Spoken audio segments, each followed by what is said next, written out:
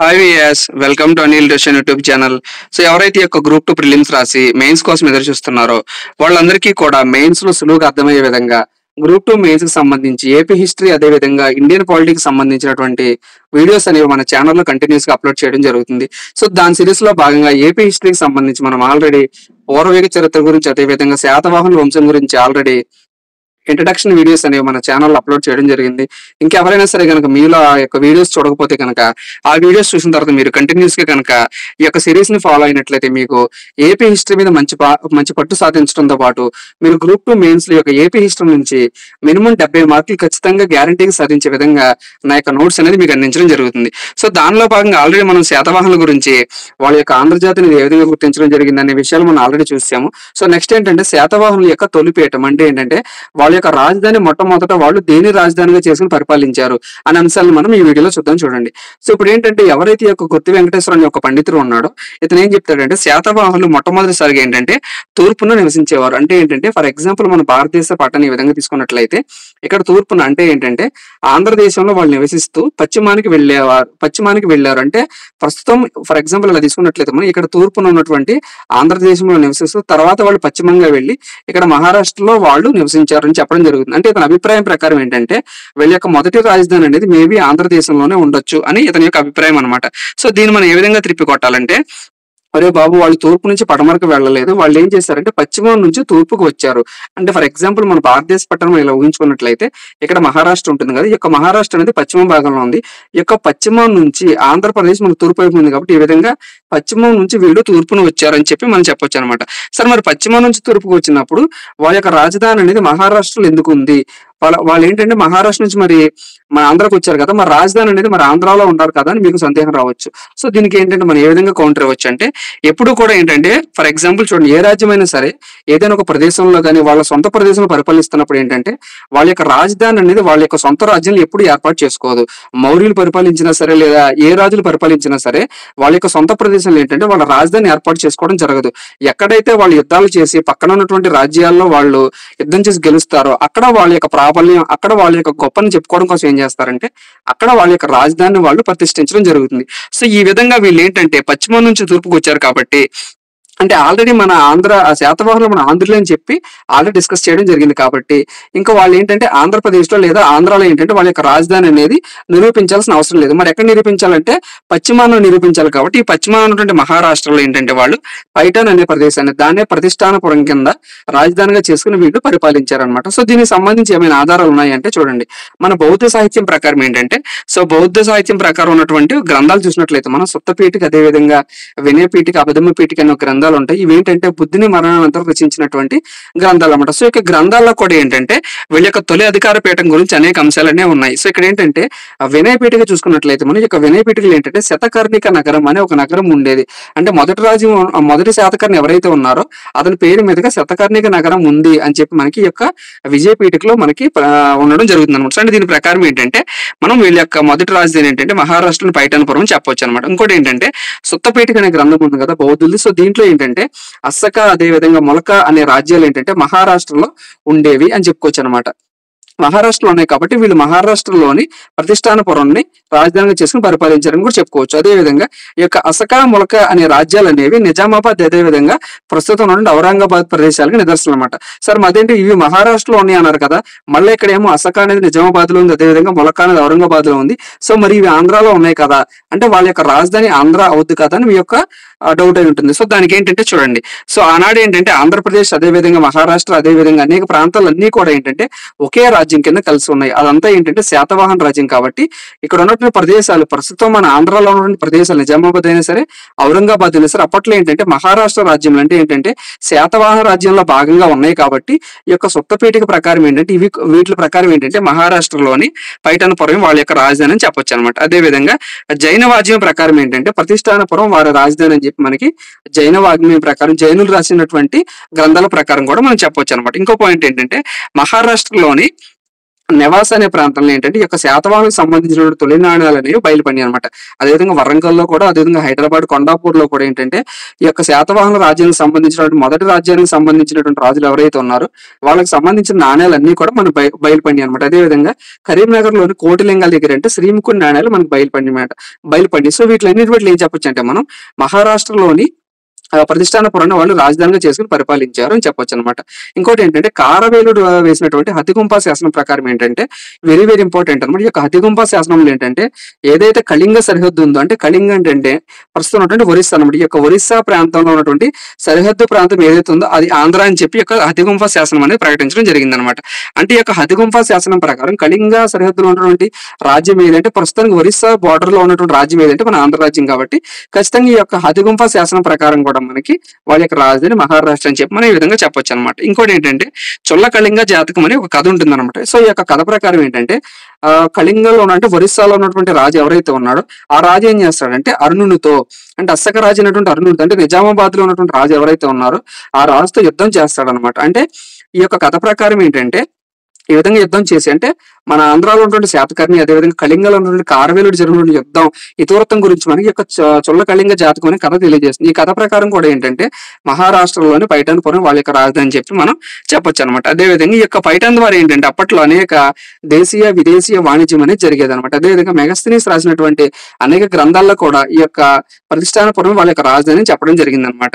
So ఈ విధంగా మనకి వాళ్ళ యొక్క రాజధాని అనేది ప్రతిష్టానపురం అని మనం చెప్పొచ్చు అనమాట. అదేవిధంగా నెక్స్ట్ చూసినట్లయితే మనం వాళ్ళ యొక్క వంశనామం, అంటే వీళ్ళ యొక్క వంశానికి ఆ పేరు అనేది ఎలా వచ్చిందని ఒకసారి చూసినట్లయితే మనం ఈ యొక్క శాతవాహన అనే పదం ఏదైతే ఉందో దీనికి సమాన అర్థాలు ఏంటంటే శాతవాహన, అదేవిధంగా శతకర్ణి అనే పదాలన్నీ కూడా ఏంటంటే నానార్థాలు అంటాం కదా మన తెలుగులో. అదేవిధంగా ఈ యొక్క శాతవాహన అనే పదానికి అనేక అర్థాలు ఉన్నాయి అనమాట. సో అదేవిధంగా జనప్రభ సూరి, అంటే జైనులకు సంబంధించినటువంటి గురువు ఎవరైతే ఉన్నాడో ఈ యొక్క జనప్రభ సూర్య సిద్ధాంతం ప్రకారం ఏంటంటే వీళ్ళు ఏంటంటే వందల కొలది వాహనాలు దానం చేశారు. సో శత అంటే ఏంటంటే వంద కాబట్టి ఈ యొక్క వందల కొద్ది వాహనాలను వీళ్ళు దానం చేసినందున వీళ్ళ యొక్క వంశనామం అనేది శాతవాహన వంశం వచ్చిందని చెప్పి ఇతను చెప్పాడు అనమాట. అదే విధంగా ఎవరైతే ఆ రోజుల్లో ఉన్నటువంటి మౌర్యులు పరిపాలించారో ఆ మౌర్యులకు వీళ్ళు సామంతులుగా ఉండి ఉన్నత పదవులు, అంటే మౌర్యుల పరిపాలన ఉన్నప్పుడు వీళ్ళు ఏంటంటే ఉన్నత పదవులు అధిరోహించి ఆ ఉన్నత పదవుల తర్వాత ఎప్పుడైతే యొక్క మౌర్యులు పతనానికి గురయ్యారో వాళ్ళ తర్వాత వచ్చారు అని చెప్పి యొక్క జనప్రభ సూరి సిద్ధాంతం ప్రకారం చెప్పడం జరిగింది అనమాట.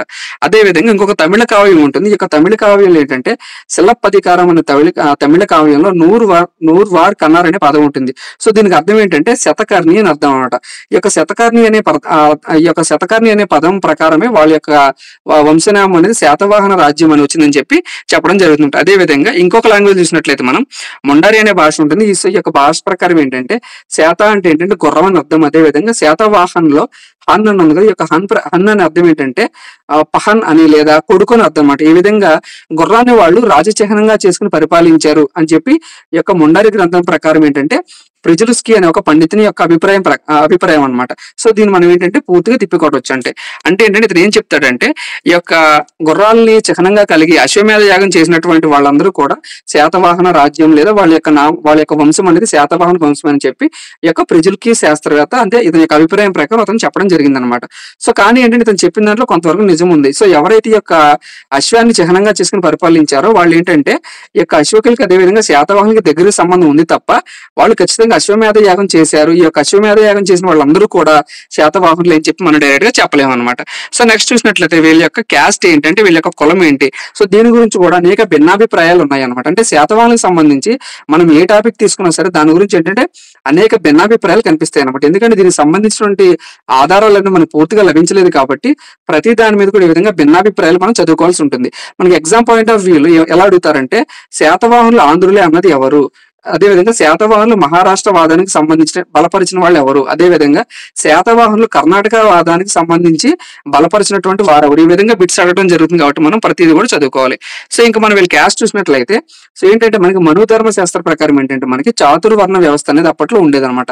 సో దీని ప్రకారం ఏంటంటే బ్రాహ్మణులు తల నుంచి ఉద్భవించేవాళ్ళు, అదేవిధంగా క్షత్రియులు బ్రహ్మ యొక్క భుజాల నుంచి, అదేవిధంగా వైశ్యులు తొడల నుంచి, అదేవిధంగా శూద్రులు ఎవరైతే ఉన్నారో ఈ యొక్క శూద్రులు పాదాల నుంచి ఉద్భవించారని చెప్పి ఆనాడు మనుధర్మ శాస్త్రం ప్రకారం ఉందన్నమాట. సో దీని ప్రకారం కూడా ఏంటంటే వీళ్ళ యొక్క క్యాస్ట్ మనం చూసినట్లయితే ఎవరైతే ఈ యొక్క శాతవాహన రాజు ఉన్నటువంటి మొదటి శాతకర్ణి ఉన్నాడో ఈ యొక్క మొదటి శాతకర్ణి ఏం చేస్తున్నారు, అనేక వైదిక క్రతువులను నిర్వహించడం జరుగుతుంది. అంటే అనేక పూజలు అదేవిధంగా సంస్కారాలు నిర్వహించడం జరుగుతుంది. సో దీని ప్రకారం ఏంటంటే వీళ్ళు బ్రాహ్మణులు అని మనం అర్థం చేసుకోవచ్చు. అదేవిధంగా గౌతమిపుత్ర శాతకర్ణి అయినటువంటి తల్లి బాలాశ్రీ ఏదైతే ఉందో నాన్నగారి శాస్త్రం ఏం చేస్తుందంటే ఈమె దీనికి సంబంధించి అనేక బిరుదులు, ఇతనికి సంబంధించి అనేక బిరుదులు అంటే ఆగమ నిలీయుడని, అదేవిధంగా క్షత్రియ దర్పమాన వర్ధుడని, అదేవిధంగా ఏక బ్రాహ్మణుడని అనేక బిరుదులు ఇవ్వడం జరుగుతుంది అన్నమాట. సో ఈ బిరుదుల ప్రకారం అర్థం ఏంటంటే ఆగమ నిలీయుడు అంటే ఏంటంటే వేదాలు అదేవిధంగా యజ్ఞాలు ఎవరైతే నిర్వహించాడో అతని గౌతమిపుత్ర శాతకర్ణుడని, అదేవిధంగా క్షత్రియ దర్పమాన వర్ధుడు అంటే ఏంటంటే ఎవరైతే అప్పుడు క్షత్రియులు ఉన్నారో ఆ యొక్క క్షత్రియుల యొక్క అహంకారం నడిచివేసాడు ఈ యొక్క గౌతమిపుత్ర శాతకర్ణి అని,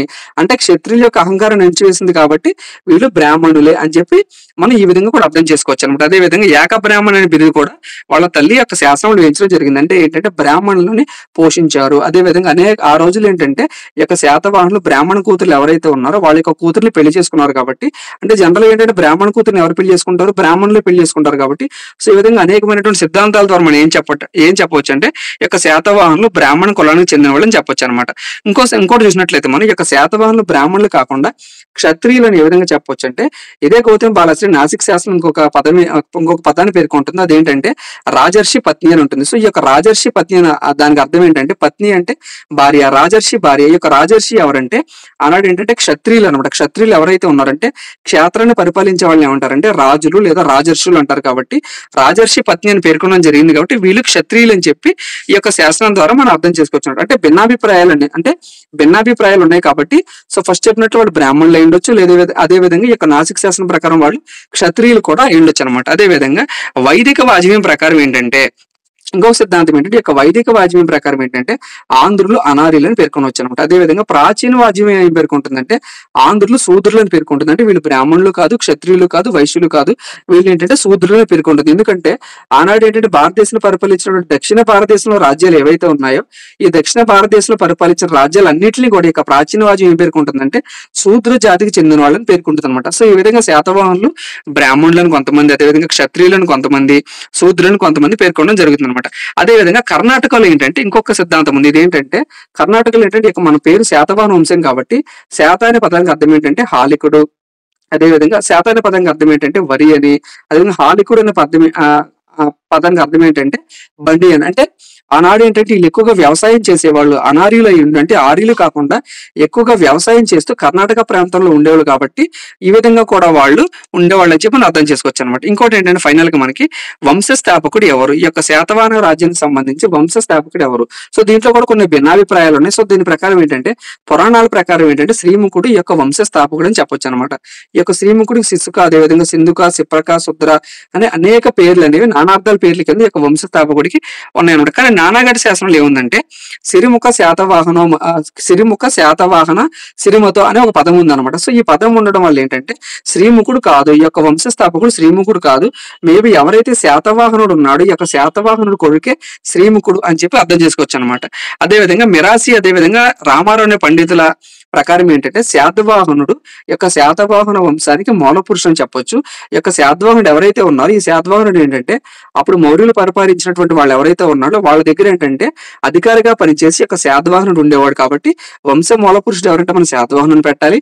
వీరి యొక్క కొడుకు ఎవరంటే శ్రీముఖుడు అనమాట. అంటే ఈ యొక్క శ్రీముఖుడు ఏం చేస్తాడంటే తర్వాత మౌర్యులు బలహీన పడిన తర్వాత మనకి పూర్తిగా యొక్క ఆంధ్రదేశానికి వచ్చి స్వతంత్ర రాజ్యాన్ని స్థాపించడం జరుగుతుంది. కాబట్టి శాతవాహన రాజ్యాన్ని స్వతంత్ర రాజ్య శాతవాహన స్థాపకుడు ఎవరంటే మన శ్రీముఖుడు అని చెప్పాలి.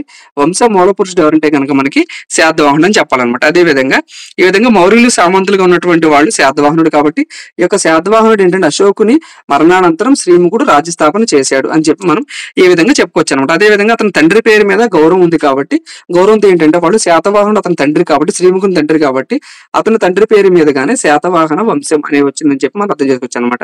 ఇది యొక్క శాతవాహన రాజ్యానికి సంబంధించినటువంటి next video note. So next వీడియోలో మనం వీళ్ళ యొక్క రాజకీయ పరిపాలన ఏ విధంగా ఉంది, వీళ్ళ యొక్క ఆర్థిక పరిపాలన ఏ విధంగా ఉంది అనేది నేను అందించడం జరుగుతుంది అనమాట. సో ఈ వీడియో నచ్చినట్లయితే కనుక ఖచ్చితంగా మీ ఫ్రెండ్స్ అందరికీ కూడా షేర్ చేయండి. ఫైనల్ గా మన ఛానల్ ని సబ్స్క్రైబ్ చేసుకోండి. Thank you.